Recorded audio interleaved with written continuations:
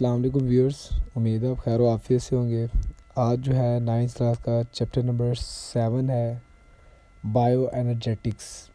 इंतहाई अहम long question must पूछा जाता है इस चैप्टर में से। शॉर्ट क्वेश्चन के हवाले से ही बहुत अहम है, लॉन्ग क्वेश्चन के हवाले से भी और एमसीक्यूज़ के हवाले से भी। और जो बच्चे आगे बायोलॉजी पढ़ना चाहते हैं उसके हवाले से भी इसके अंदर जो दो मेजर टॉपिक है फोटोसिंथेसिस और रेस्पिरेशन का जो बुनियादी इल्म है इस बहुत ज़्यादा होना ज़रूरी है इस इल्म का। तो आगे बढ़ते हैं। इस चैप्टर में याद रखिएगा मैंने सिर्फ 10 के करीब जो है वो 10 से भी कम बनते हैं शॉर्ट वो बनाए हैं जो बहुत अहम है, और 4 से 5 लॉन्ग क्वेश्चन बनाया है जो कि डिफरेंट बोर्ड में फॉलो होते हैं। सबसे पहला शॉर्ट क्वेश्चन है जी, डिफ़ाइन बायो एनर्जेटिक। बिल्कुल स्टार्ट पे एक छोटी सी डेफिनेशन है वो लिखनी है आपने 2 लाइनों को। इसकी एग्जांपल में आपने फोटोसिंथेसिस और रेस्पिरेशन लिख देना क्योंकि वही इसी की एग्जांपल मानी जाती है। Secondary, differentiate between oxidation and reduction. Oxidation और रिडक्शन में क्या फ़र्क होता है, ये मैं अक्सर अपने बच्चों को जो है वो कहता हूँ कि थोड़ा सा केमिस्ट्री से आइडिया ले। चैप्टर नंबर 7 केमिस्ट्री का जो है उसमें इसके सेकंड पेज पे लिखा होता है, थोड़ा सा वो इसमें से इंट्रोडक्शन दे। और ये रेडॉक्स के नाम से क्वेश्चन भी पूछा जाता है कि रिडक्शन मतलब क्या होता है और ऑक्सीडेशन मतलब क्या होता है, इनमें डिफरेंस आना चाहिए। और एग्जांपल जो है वो केमिस्ट्री वाली केमिकल रिएक्शन की सूरत में नहीं लिखनी, वो आपने जो है इसमें कोई दूसरी अगर आप देना चाहते हैं जो ए और बी के नाम से आपकी बुक में बनी हुई वो आपने देनी है। थर्ड शॉर्ट है जी, व्हाट इज़ एटीपी। ये कैपिटल लिखना ज़रूरी है। राइट इट्स फंक्शंस या हु डिस्कवर्ड इट। एटीपी क्या है, इसका फंक्शन क्या है, पहले पैराग्राफ के अंदर ही मेंशन है। और साइड के बॉक्स के अंदर इसके डिस्कवरर का नाम लिखा हुआ है, फ्रिट्ज लिपमैन। और जिसने इसको एनर्जी मॉलिक्यूल साबित किया वो कार्ल लोमैन था, जिसको इस बात पर नोबेल प्राइज़ दिया गया। फोर्थ है, draw the sketch of ATP और the right the name of sub units of ATP.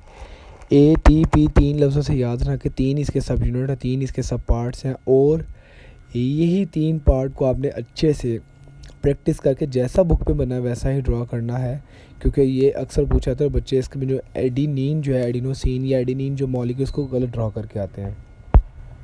Fifth है जी, what is photosynthesis, right it's balance equation. Photosynthesis क्या है और उसकी जो केमिकल इक्वेशन है बैलेंस लिखनी है जी, कितने कार्बन डाइऑक्साइड, कितने वाटर के मॉलिक्यूल, कितने ऑक्सीजन के, ये बैलेंस आपने सारा बयान करना है। देन 6 है जी, differentiate between light and dark reaction. Photosynthesis का जो मैकेनिज्म है इसके 2 बेसिक स्टेप है, लाइट रिएक्शन, डार्क रिएक्शन। 3 फ़र्क है इनके दरमियान जो आपकी बुक में मैकेनिज्म वो फोटोसिंथेसिस के नाम से मेंशन है, जिसके ऊपर मेरा ऑलरेडी यूट्यूब लेक्चर अवेलेबल है, उससे अभी आप हेल्प लिख सकते हैं। ये आपने करना है, शॉर्ट में अक्सर आ चुका हुआ है। 7 शॉर्ट है, define pigment and accessory pigment. ये रोल ऑफ क्लोरोफिल लाइट के अंदर से लास्ट में से पूछा गया कि खाली पिगमेंट क्या चीज़ है, ब्लू बॉक्स में साइड पे लिखा हुआ है। और एसेसरी पिगमेंट क्या होते हैं, जो क्लोरोफिल ए के अलावा जितने भी दूसरे पिगमेंट सारे के सारे एसेसरी हैं वो आपने एग्जांपल देनी है। आगे 8 शॉर्ट है जी, define limiting factor, give example या write effect of carbon dioxide on photosynthesis. Limiting factor क्या होता है, इसके जो 4 एग्जांपल हैं वो एग्जांपल देनी है। नहीं है तो ये अक्सर शॉर्ट में पूछा गया कि कार्बन डाइऑक्साइड बतौर लिमिटिंग फैक्टर फोटोसिंथेसिस कैसे या क्यों है। ये शॉर्ट क्वेश्चन कंपैरेटिवली खासा रिपीट हो चुका हुआ है।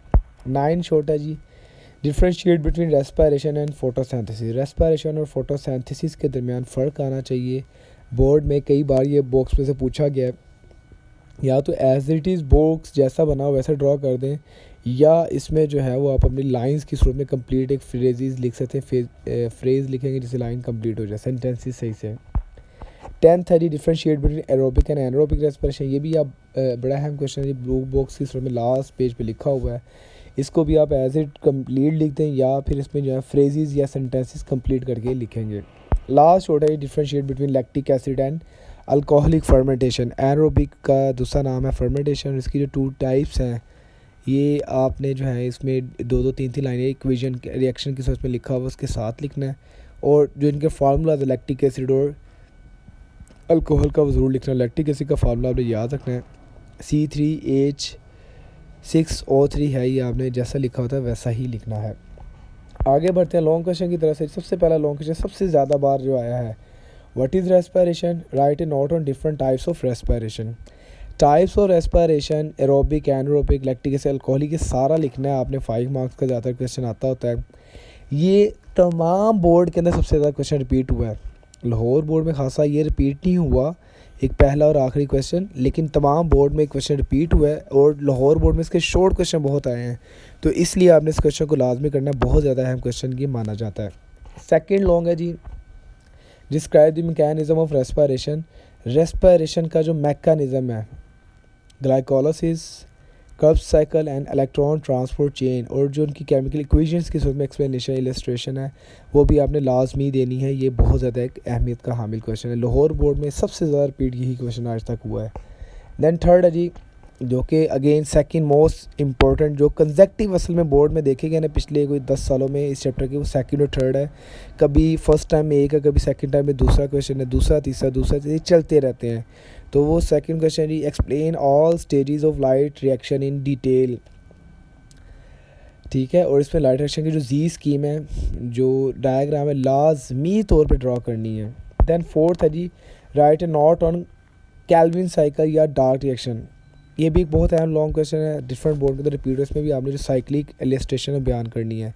अब इसमें एक मैं आपको इंटरेस्टिंग फैक्ट बता दूं कि ये जो 3 टॉपिक है, सेकंड क्वेश्चन, थर्ड और fourth, mechanism of respiration, stages of light reaction and Calvin cycle, इन तीनों के ऊपर ऑलरेडी मैं अपना यूट्यूब लेक्चर रिकॉर्ड करवा चुका हुआ हूँ और आप उससे हेल्प ले सकते हैं। उनके कमेंट में ही, डार्क रिएक्शन के और लाइट रिएक्शन के कमेंट में ही मैंने अपना एक कमेंट पिन किया हुआ है, वो हेडिंग के तौर पे यूज़ कर सकते हैं। इससे बड़ा बहुत आला किस्म का इम्पैक्ट पड़ेगा आपके पेपर के ऊपर, एग्जामिनर की नज़र में, और आपके याद करने में भी इसमें बड़ी हेल्प होगी, जिससे क्या होगा इंशाल्लाह ताला आपको इन वीडियो लेक्चर की मदद से और आपकी मेहनत और आपके वालिदैन की काविश से जो है वो इंशाल्लाह कंप्लीट मार्क्स की तरफ भी आप जा सकते हैं। लास्ट लॉन्ग क्वेश्चन है जी, ये असल में तमाम बोर्ड्स के लिए मैंने डाला है, ये लाहौर बोर्ड के लिए भी खासा है कह सकते हैं, लेकिन डिफरेंट जो तमाम बोर्ड्स हैं पंजाब के 8 से 9 जो बोर्ड्स, उनमें ये क्वेश्चन खासा रिपीट हो चुका हुआ है।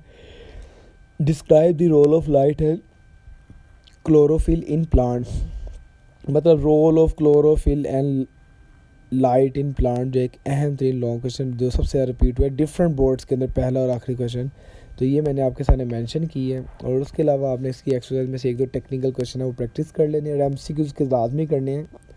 जैसे एक क्वेश्चन मैं आपसे एमसीक्यू पहले डिस्कस कर दूँ, एक एमसीक्यू चैप्टर की लास्ट में लिखा हुआ है कि एक बार केल्विन साइकिल चले तो उसमें कितने कार्बन डाइऑक्साइड बनते हैं, तो याद रखना वो 2 कार्बन डाइऑक्साइड के मॉलिक्यूल बनते हैं एक बार चलने से। इसका आंसर आपको चैप्टर नंबर 11 फर्स्ट ईयर की बुक में केल्विन साइकिल डिटेल में वहाँ से मिल सकता है, या आप गूगल से भी सर्च कर सकते हैं।